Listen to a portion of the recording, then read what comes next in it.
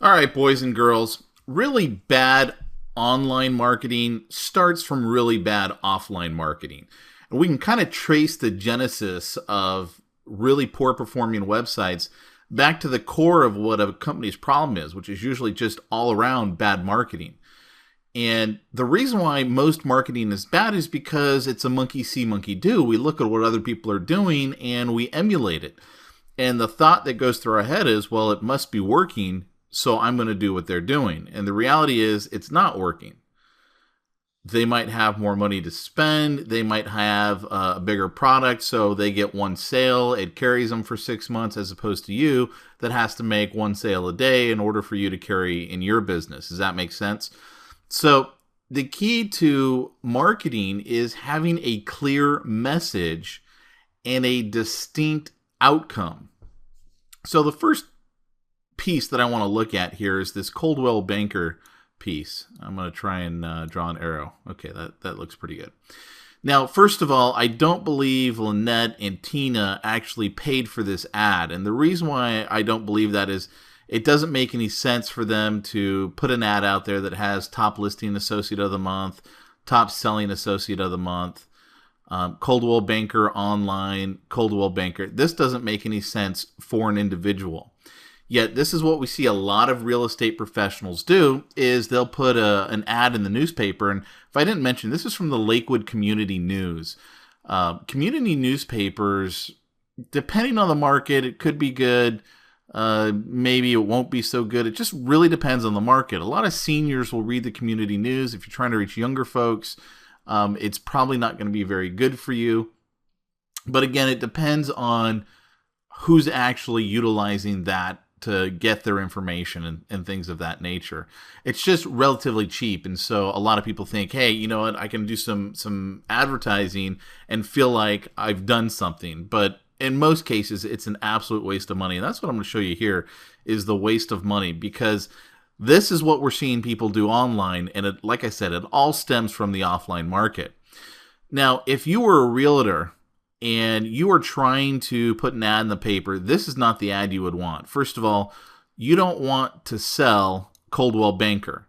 So you don't want to be promoting Coldwell Banker. If you get some sort of comfort from the fact that you're with Coldwell Banker or Century 21 or some other big name, that's great. But understand this, people do not trust companies. Heard of Enron? Heard of WorldCom? People don't trust companies. People trust people. Bernie Madoff is a great example. People didn't trust his company, they trusted him. When he said, look at what I can do for you, he was very believable and people trusted him. Now, obviously, that's someone who used it for evil, not for good. But what I want to talk to you about is how to use this stuff for good. So if you're Lynette right here, right, and you're putting up your newspaper ad, you want to have a distinct call to action. What are you trying to do with it? So it's not going to be Coldwell Banker, Star Realty, expect the best, making real estate easy. Okay, first of all, this slogan right here, this is a horrible slogan. Making real estate real easy? That's just stupid. I mean, as a homeowner who's owned a couple of homes now, real estate is easy. You guys do all the work. I mean, how hard is that for me? So, I mean, that's just a really bad slogan. Your slogan should say what you do and who you do it for. Your company name should really be your name, because people trust people, not companies. An independently owned and operated member of the Coldwell Banker Real Estate Corporation. Well, if that's the case, why am I pushing your parent company so hard? Are they paying for the ad? Probably not. Why am I pushing the online? Are they paying for the ad? Probably not. So down here, we've got ColdwellBankerStar.com. Okay, but there's no reason for someone to go there. Give them a reason to actually go there. Let's take a look here at this Edward Jones ad right here.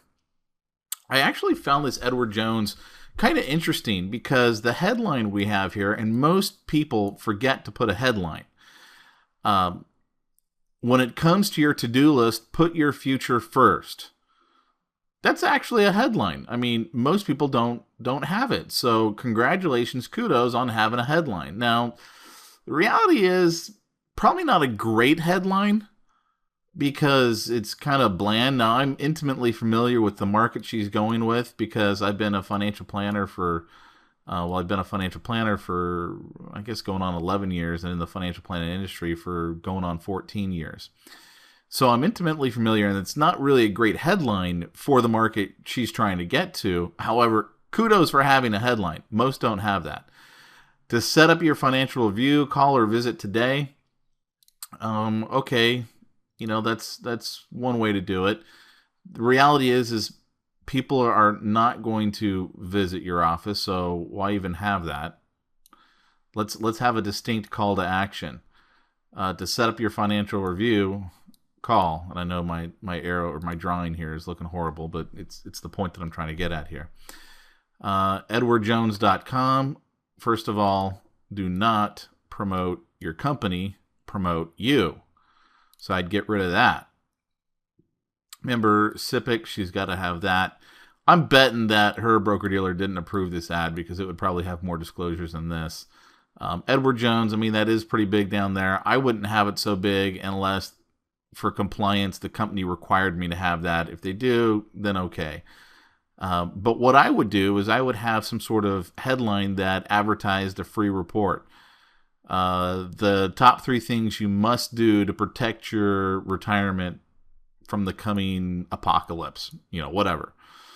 Call 24-hour free recorded hotline. Something like that. And then have your name. You got to get them into your funnel. So in order to do that, you've got to give them something that they're going to benefit from. So while she's got a headline, I would make it a more action-oriented headline. The 3 ways to get $1 million for investing $10. I'm just throwing out stuff that obviously wouldn't work, but I hope you're getting the point here. Is it's got to be a little bit better than just, when it comes to your to-do list, put your future first.